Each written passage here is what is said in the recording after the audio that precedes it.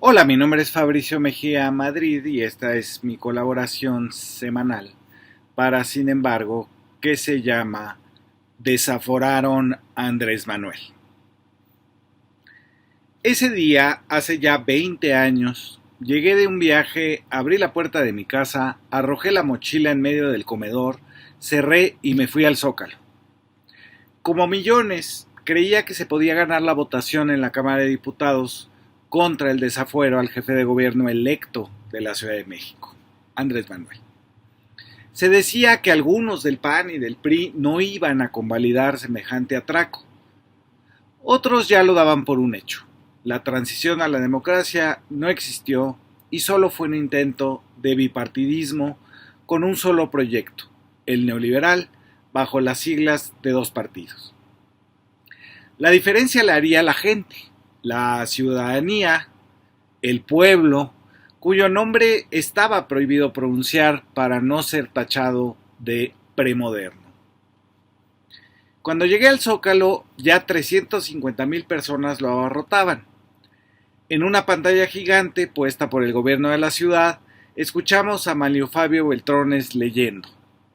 Primero, ha lugar a proceder penalmente en contra del jefe de gobierno del Distrito Federal, Andrés Manuel López Obrador, como consecuencia del procedimiento de declaración de procedencia en el que ha quedado acreditada la existencia del delito previsto en el artículo 206 de la Ley de Amparo relacionado con el 215 del Código Penal Federal y su probable responsabilidad por las razones expuestas en los considerandos sexto y séptimo del dictamen emitido por la sección instructora.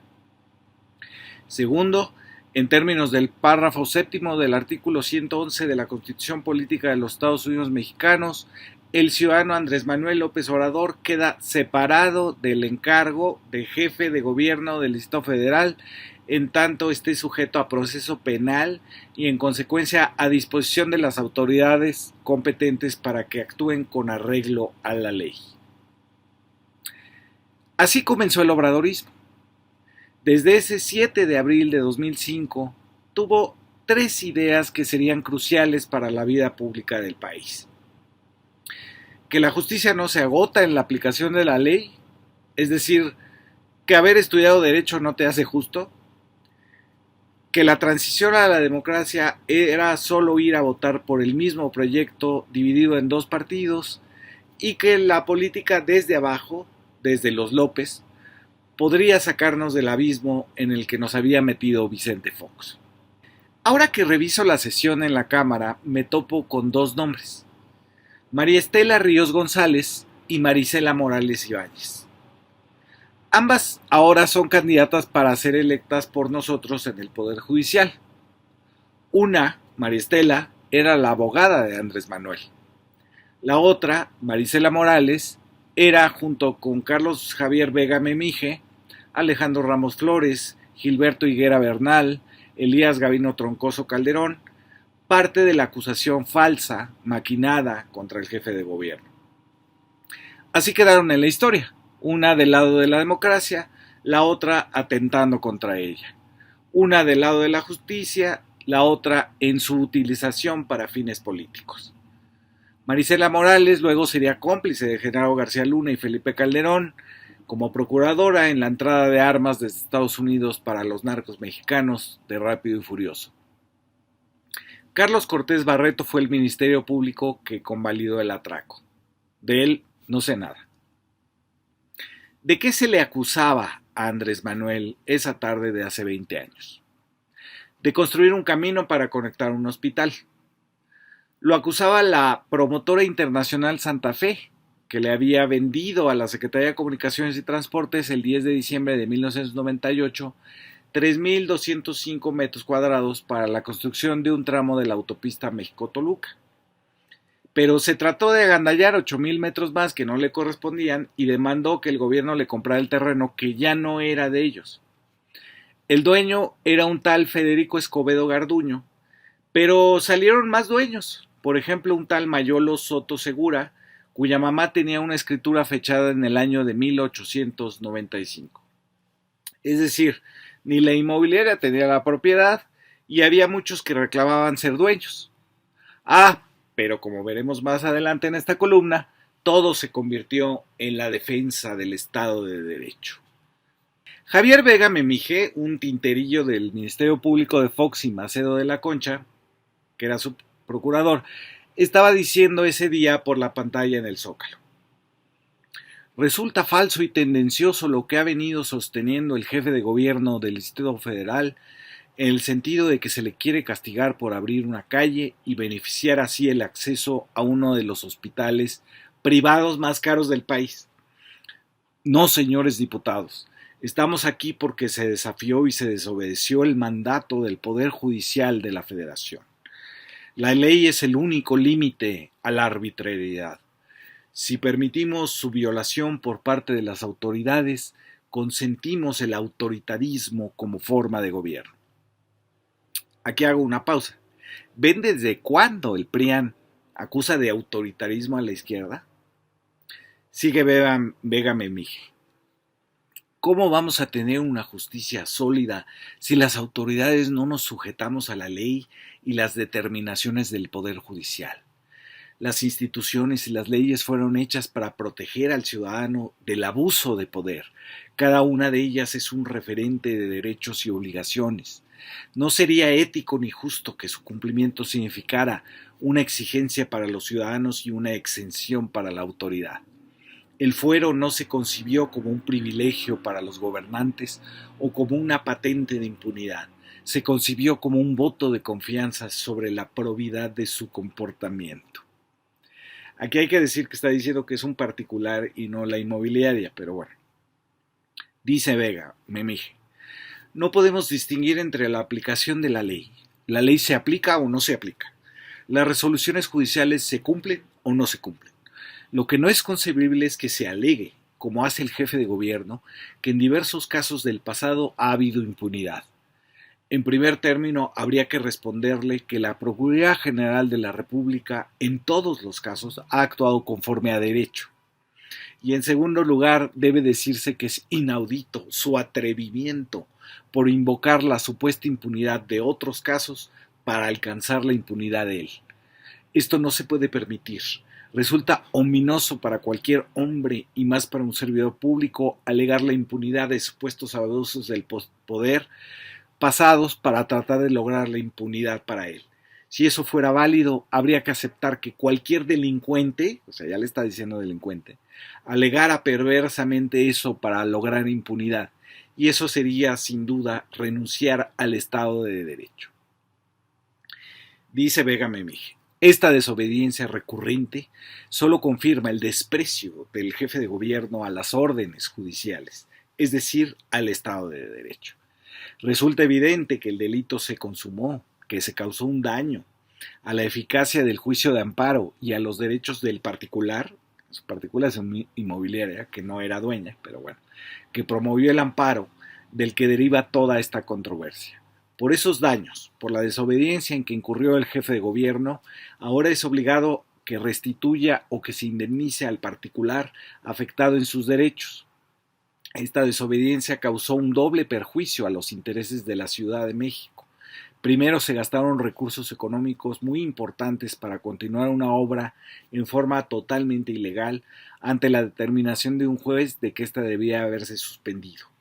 Señoras y señores legisladores, en el México de nuestro tiempo, que vive cambios trascendentes, hemos logrado un avance significativo en el ámbito democrático cuando hemos alcanzado mayor participación de los ciudadanos en las decisiones públicas, cuando la inmensa mayoría de los mexicanos hemos apostado a la fuerza de las instituciones por la pluralidad y por la solución pacífica de nuestras controversias, cuando se moderniza nuestro marco normativo para lograr legalidad y transparencia en los actos de toda autoridad, cuando todas las fuerzas políticas han refrendado en innumerables discursos su compromiso con la legalidad. El dictamen mayoritario de la sección instructora propone que este honorable pleno vote a favor de la declaración de procedencia solicitada. Es un dictamen a favor de la legalidad y apoyado en pruebas sólidas y, lo más importante, en determinaciones del Poder Judicial de la Federación. El jefe de gobierno desobedeció durante 11 meses una suspensión definitiva otorgada por un juez dentro de la tramitación de un juicio de amparo. Eso para la ley es un delito. Por ello, votar a favor del dictamen es votar en contra de la impunidad, es favorecer la vigencia del Estado de Derecho, es favorecer la estabilidad de las instituciones del país. Con enorme costo publicitario y en la estrategia de victimizarse, el jefe de gobierno ha emprendido que lo identifiquen con vidas ejemplares como las de Mandela o Gandhi. Empero, así dice, estos personajes fueron individuos atropellados por el poder, pero el señor López Obrador es quien desde el poder ha atropellado los derechos ciudadanos. La inmobiliaria. Sigue Vega Memiji. Como estrategia de medios y con propósitos meramente políticos, el jefe de gobierno ocupará esta tribuna para cuestionar todo lo habido y por haber, para atacar a personas e instituciones o para autoerigirse en el abanderado de las causas populares. Lo que no podrá hacer nunca será juzgar el abuso de poder que ha realizado desde su cargo al desobedecer la orden de un juez en violación de la ley en agravio de la justicia mexicana. Nadie puede decir que la aplicación de la ley no es justa. La justicia no la determina un solo individuo. La justicia es la síntesis de las aspiraciones de un pueblo y en México la expresión del pueblo está en sus leyes. Por supuesto, el Zócalo a estas alturas ardía en mentadas de madre, burlas y chiflidos al orador. A veces no se podía ni siquiera escuchar lo que decía, pero ya no importaba porque ya sabíamos qué decía. Siguió la sesión. Habló el diputado Álvaro Elías Loredo del PRI. Estado sin derecho es un simple fenómeno de mando. El derecho sin la fuerza es impotencia, pero la fuerza sin derecho es barbarie. La disyuntiva es simple. ¿Dejamos en claro de una vez por todas que queremos que en México se respete el Estado de Derecho? ¿O dejamos constancia de que a gritos y sombrerazos cualquiera puede convertir su capricho en ley? De nuevo aquí la idea de que Andrés Manuel no tiene un proyecto de nación, sino que obedece a puros caprichos. Jorge Romero del PRI. Que participe o no el señor López, así decían, en un proceso electoral es asunto que compete a un juez y a un probable delincuente. Con este acto México evoluciona en su Estado de Derecho. Posiblemente algunos inversionistas y a unos mercados los inquieten algunas cosas, sobre todo las amenazas a los políticos, al Estado de Derecho, las movilizaciones sociales, y eso es responsabilidad del gobierno de la Ciudad de México. Solo recurre a la fuerza quien no tiene la razón jurídica. Aquí hago un alto necesario. Para este diputado del PRI, la manifestación en el Zócalo donde nosotros estábamos era uso de la fuerza. No, si por eso aplaudieron la matanza del 2 de octubre de 1968. Sigue el priista de Hidalgo. Un político con fuero atentó contra el amparo, contra las garantías individuales y contra la ley, y está en nosotros la defensa de esos valores. Votar contra el dictamen sería traicionar a los ciudadanos, su historia, pero sobre todo el futuro posible de un México mejor. Y vino el del PAN, Federico Dorin Casar, que sin miedo al reduccionismo barato dijo: esto es un falso debate porque no estamos hablando de una callecita para un hospital. Estamos hablando de un acto de arbitrariedad de un gobernante y el amparo sobre todas las formas jurídicas existe. Así habla. Y se preguntó Dorin, ¿qué dirían los habitantes de Texcoco si el presidente Fox hubiera continuado durante 11 meses el trabajo del aeropuerto de Texcoco? Seguramente estarían agraviados y seguramente habría daños irreparables. Lo que no dijo Dorin es que Fox paró las obras del aeropuerto de Texcoco porque se levantaron los pueblos en torno a San Salvador Atenco, que sufriría una represión brutal menos de un año después, venganza de Fox, ejecutada por el gobernador del Estado de México, Peña Nieto. Dorin siguió sin miedo al ridículo en tribuna. Por eso, señor López, el presidente Fox sí tiene calidad moral para hablar de este tema porque él sí respetó una suspensión, que no definitiva, y no hubo, aunque pese al inculpado López, ningún recurso de queja porque ahí se cumplió la ley. ¿Qué diría un preso Si se tardara 11 meses la autoridad en dar cumplimiento a un amparo contra un acto de formal prisión, pues la gran ironía de la odisea que propone el señor López. Así dijo. ¿Qué diría si obtuviera el amparo que dice que va a buscar para que no se lo priven de sus derechos electorales si la autoridad tardara 11 meses en restaurarse? Seguramente no diría lo que ha dicho aquí el día de hoy. Andrés Manuel todavía ni hablaba, pero bueno.